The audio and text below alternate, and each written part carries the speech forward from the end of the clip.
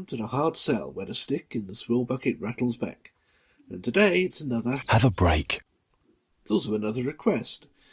Having broken our 21st century duck earlier in the year with the break from the X Factor, Charlie Reynolds, whom God preserve, challenged me, well, politely asked, really, to something similar. Specifically a break from the grand climax of the second series of Pop Idol.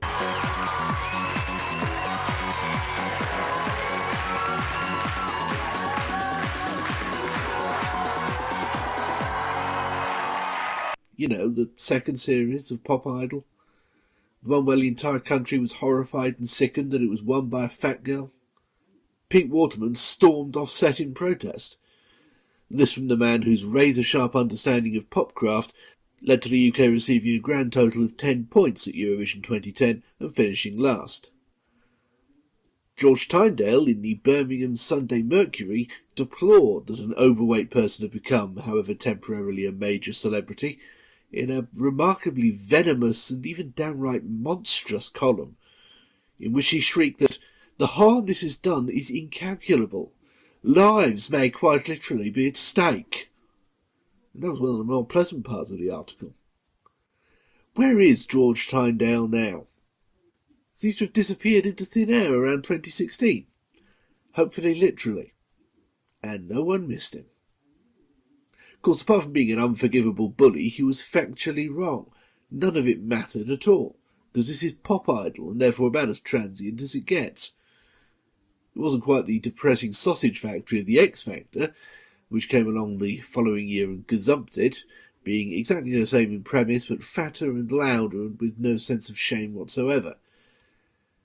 But the winners still weren't intended to actually have careers, just a couple of diminishing returns hits from a single album, before being dropped by the label and spiralling into the cruise show circuit if they were lucky, or stacking the shelves at B&M with the following year's winners if they weren't. Which is still better than the X Factor offered, which was the same fate, but with only the one hit. But anyway, never mind all that bollocks, we're here to look at adverts. And Charlie Reynolds asked me to look at the grand final on the 20th of December. Yes, it's Christmas in August, prepare for that. First though, Pop Idol obviously had some corporate sponsorship, and specifically, Nestle's. Even more specifically, Nestle's Confectionery. And their advertising method can be summed up in one word: anthropomorphization.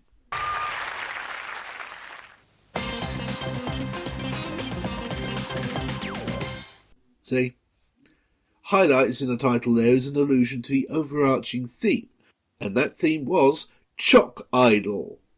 These various brands of Nestle's chocolate confections are competing in the same way as Michelle McManus and whoever the hell else was on the show, only without the constant emotional abuse and psychological pressure. And here's some of their best bits. Other stings in the series were more specifically concentrated on a single brand, including the one at the other end of this break. Generalising like this, on the other hand, is a nice idea in theory, but I'm not sure it worked.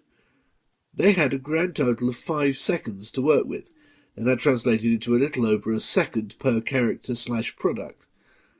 And they were obviously having a lot of fun with their CGI animation, making them dance and twist around, but unfortunately with only a single hot second each, you really need them to stand perfectly still at attention if you want the audience to recognise the brands. For what it's worth, there's a mint aero. That one at least is front and centre and doesn't twist about the place too much, so you have half a chance of recognising the logo. Being minty green also helps, of course. There's a chunky Kit Kat, in profile the whole time, and bent over playing air guitar to boot. So no chance whatsoever there. Might as well have not bothered.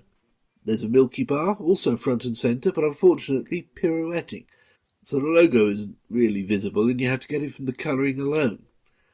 And a Smarties bar, which just about gets away with it, helped by being surrounded by some more Smarties. Taking all of that information in 5 seconds flat is a big ask. But, on the other hand, you might not get the specific brands, but you do get the general idea of Nestle's, which is the really important thing. At the end of the day, they don't really care if you buy a Kit Kat or a Milky Bar or a sodding Dairy Crunch. It all goes down the same hole as far as they're concerned. After that, the first actual advert is more of the same, just to make sure. Chuck Idols at last! Come on! Wanna be a rock star? New Kit Kat Cubes! Have lots of little breaks. Oh, I've gone to pieces. At least this one's a decent enough length that we can see what the product is. Kit Kat Cubes with a K. Mostly famous for being murdered in 2006 so abruptly that some retailers heard about it for the first time from the likes of the Grocer magazine. And then shortly after that they were relaunched as Kit Kat Bites. My theory is that someone noticed the potential abbreviation and Nestle's panicked. It's the Krusty Comedy Classic. Hey, hey! Recently relaunched again in some territories to make them round, which basically turns them into a variation on Maltesers. There's one big reason why all these chocolatey snacks are being harped on, of course. Remember how I mentioned it's the 20th of December?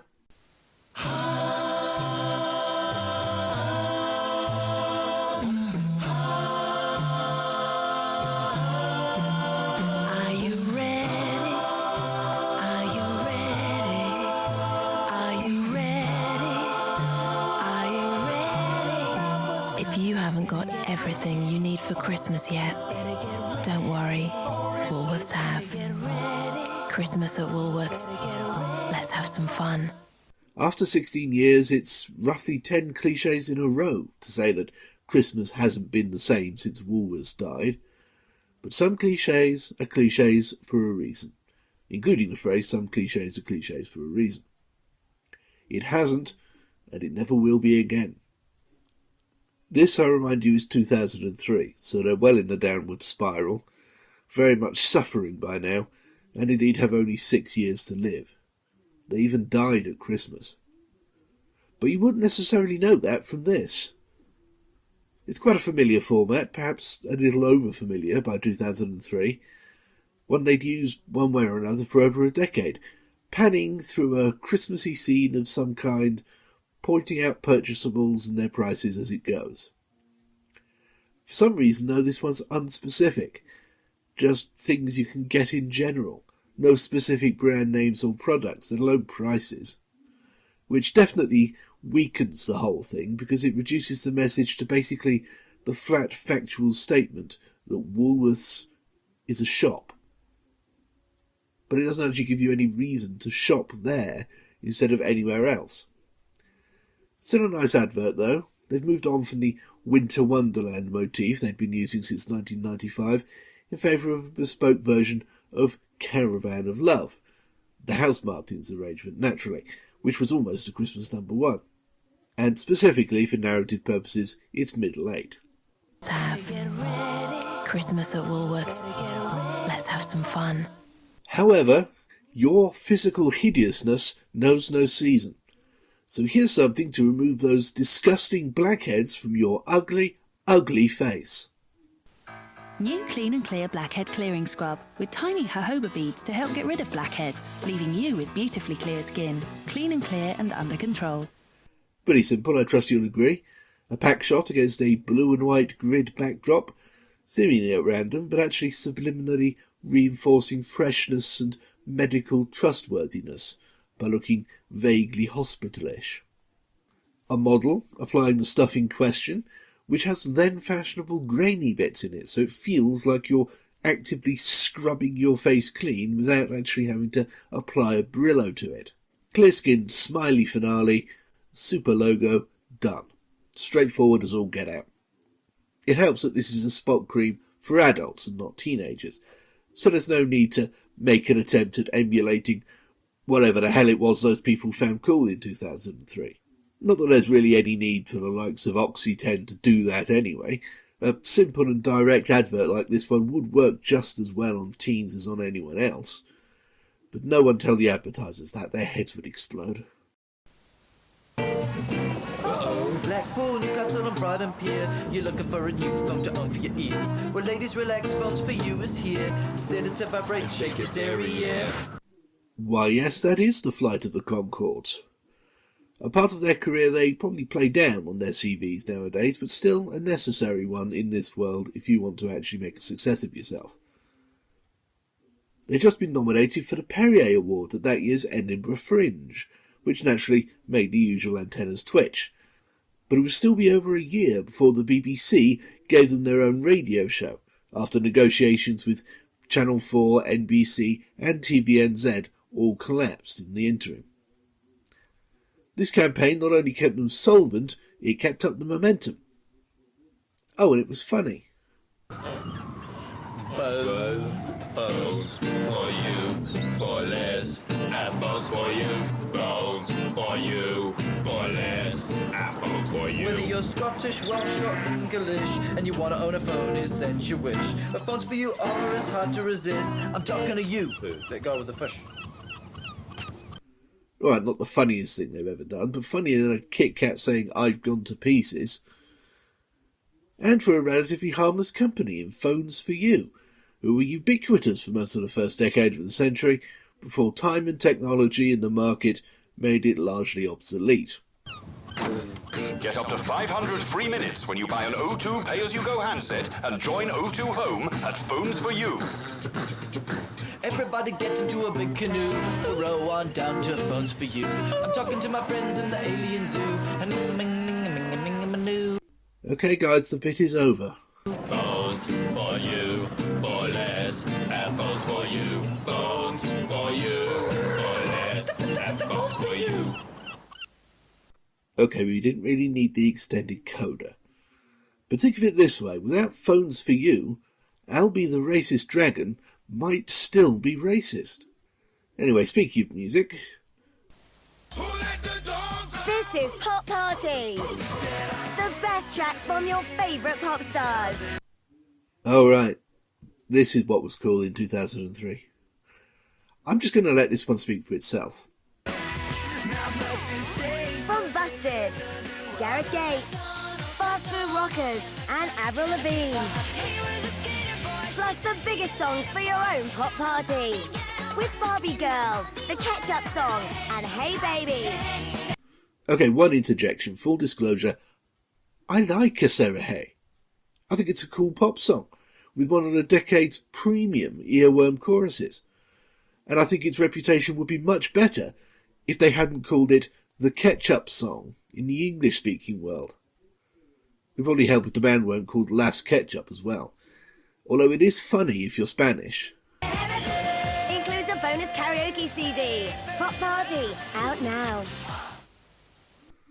Well, there's a Christmas present for God knows who. An 11-year-old girl, maybe? Or someone you despise. And now, a tosser. The Scherner Total Grooming System Sensitive has 4 interchangeable heads. It's a shaver, clipper and trimmer. And it makes julienne fries. With a new head for sensitive skin. It punches it in the face and calls it a pussy. So now you can create any style you want, whenever you want, even for you sensitive types. The Scherner Total Grooming... And naturally he settles on the absolute most douchebaggy style imaginable. Hair shaped like diarrhea, a horrendous semi-translucent rectangular abomination under the lip, all topped off with that fucking DreamWorks animation facial expression. Might as well have just shaved the words "punch me" into his head. Redundant as it would have been. Total Grooming System Sensitive for whatever style you want. New Nivea Body Night Renewal Cream. Really don't have much to say about this, except it's remarkably soft pornographic. Specially formulated to replenish and restore. Caring for your skin when it's most receptive to moisture. Overnight. Clad only in silk negligee and pyjama shorts ensemble, lips parting as she applies the glistening white cream to her smooth pale skin in the moonlight, even glancing up seductively at the camera at one point. Maybe I'm just thirsty, but it won't have been accidental. There's not much visual interest in advertising a skin cream except for the obvious, and the obvious is very much what we have here, even though the product is ostensibly aimed at women. Well, I'm sure Nivea cornered the lesbian market anyway. New Nivea Body Night Renewal Cream. Caring for your body while you sleep.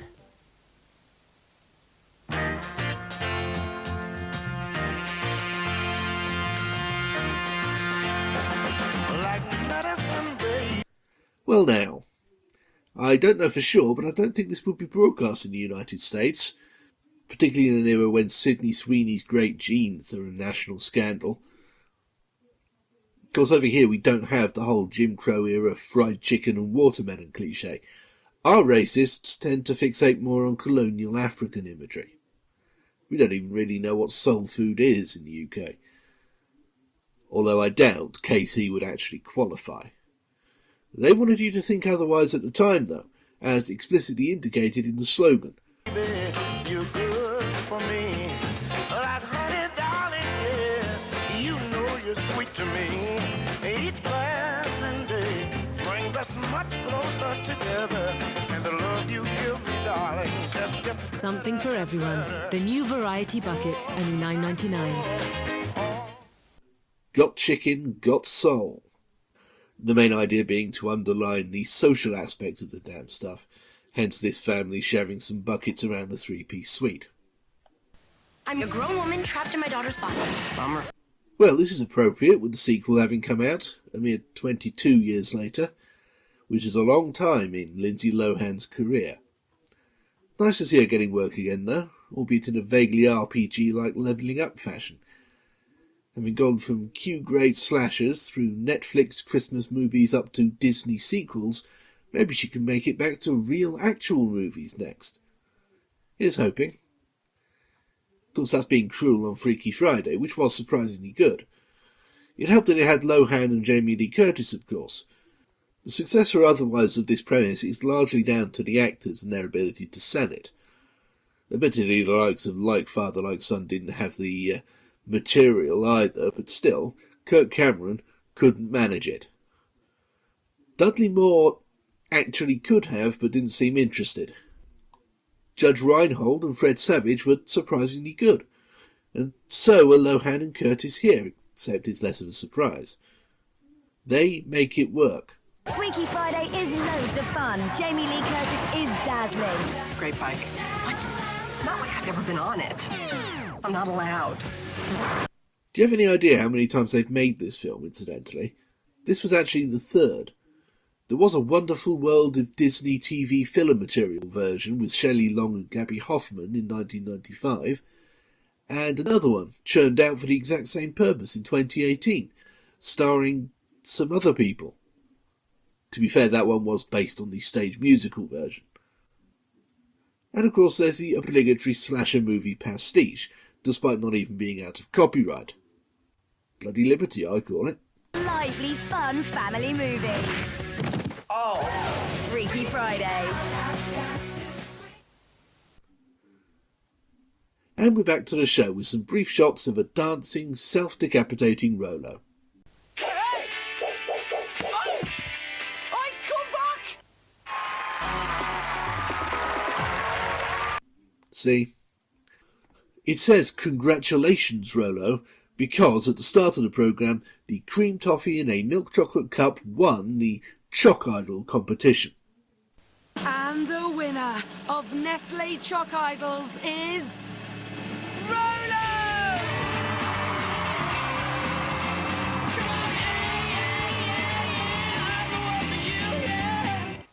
I have no idea if it was a real competition, nor do I particularly care to check. I have no problems with the choice of victor, however. So that was Pop Idol 2003, the last series before Simon Cowell pushed in and replaced it wholesale with his own show, which was identical except that he was the producer, not Simon Fuller, who fruitlessly sued. And it was fatter and glitzier and somehow hurt more. But for this moment, Pop Idol was the biggest show on television, with 11 million tuning in for this finale, although 1 million of those apparently got bored and turned off before the results. I'm not surprised to see it's 2 3/4 hours long. Still, that's over 20 million eyes all pointed at your products, which is why there's no curtain rod manufacturers or local Skoda dealerships here. Disney movies, Major department stores, which Woolworths still were, if only historically by that point. Massive confectioners. And phones for you. That's really how big they were in those days. It's how big mobile phones were in those days, for that matter. 22 years, remember? You may not like it, but that's how long ago Pop Idol was. The space between William Hartnell and Colin Baker. The space between the first Star Wars film and The Phantom Menace. Come up with your own metaphor. Doesn't have to be science fiction franchise related.